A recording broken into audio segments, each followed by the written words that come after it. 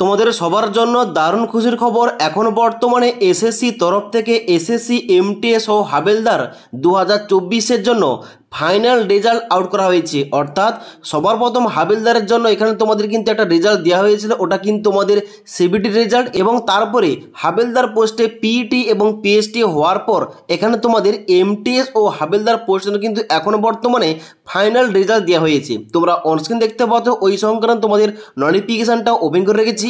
এখানে দেখতে পাচ্ছ প্রথমে তোমাদের লেখা রয়েছে multitasking non technical staff and Havaldar সিভিক and CBN examination 2024 declaration of final result, যেখানে কিন্তু তোমাদের নিচে তোমাদের শূন্য পদ এখানে কিন্তু তোমাদের নিচে দিকে কাট অফ উল্লেখ করা রয়েছে। যেখানে তোমাদের নিচে দিকে দেখতে পাচ্ছ অ্যানেক্সার 1-এ এখানে কিন্তু এমটিএস পোস্টের জন্য কিন্তু এখানে কাট অফগুলো দেওয়া রয়েছে। প্রথম তোমাদের স্টেট, তারপরে এজ লিমিট, তারপরে ক্যাটাগরি, তারপরে ভ্যাকেন্সি কত রয়েছে এবং তার সঙ্গে সঙ্গে কতজন ফর্ম ফিল আপ করেছে এবং তারপর তোমাদের ডান দিকে সেশন 2 কিন্তু এখানে মার্কসটা দেওয়া রয়েছে। ওকে, এবার নিচের দিকে আসার পর দেখতে পাচ্ছ অ্যানেক্সার 2 তোমাদের দেওয়া রয়েছে cut off details for the post of Havaldar. অর্থাৎ তোমরা যারা হাবেলদার পোস্টে আবেদন করেছিলে এখানে কিন্তু তোমরা অ্যানেক্সার 2টা চেক করতে পারো কাট অফটা দেখার জন্য। ওকে, এবারে এসএসসি এমটিএস ও হাবেলদার পোস্টের ফাইনাল রেজাল্টটা দেখার জন্য কিন্তু অবশ্যই তোমাদের সবার প্রথম এসএসসির অফিসিয়াল ওয়েবসাইটে আসতে হবে।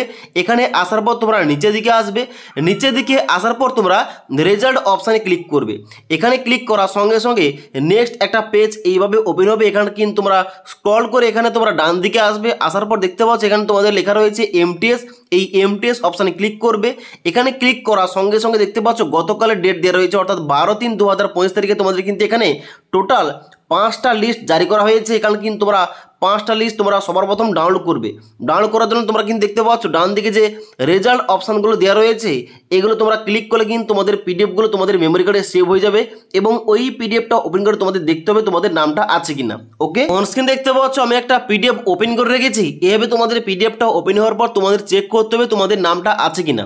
এখানে কিন্তু পিডিএফ ওপেন করার সঙ্গে সঙ্গে এখানে তোমাদের বাম দিকে রোল নাম্বার দেওয়া থাকবে, তারপর তোমাদের নামটা দেওয়া থাকবে এবং তারপরে কোন ডিপার্টমেন্টে তুমি জবটা পেয়েছো এখানে কিন্তু তোমাদের ডিপার্টমেন্টের নামটা উল্লেখ করা থাকবে। তারপর তোমাদের ডান দিকে এখানে তোমাদের এজ লিমিট থেকে শুরু করে ক্যাটাগরি থেকে শুরু করে এখানে তোমাদের র্যাঙ্কটাও এখানে কিন্তু শো করবে। ওকে, এখান থেকে তোমরা চেক করতে পারো। চেক করার জন্য অবশ্যই তোমরা উপর দিকে আসবে, আসার পর সার্চ অপশানে ক্লিক করবে। ক্লিক করার সঙ্গে সঙ্গে তোমাদের রোল নাম্বার দিয়ে সার্চ করতে পারো, আর না হলে তোমরা নাম দিয়ে সার্চ করতে পারো। ওকে, তাই অবশ্যই তোমরা যারা এসএসসি এমটিএস ও হাবেলদার ভ্যাকেন্সির জন্য আবেদন করেছিলে অবশ্যই তোমরা একবার চেক করে নাও তোমাদের নামটা এখানে আছে কিনা।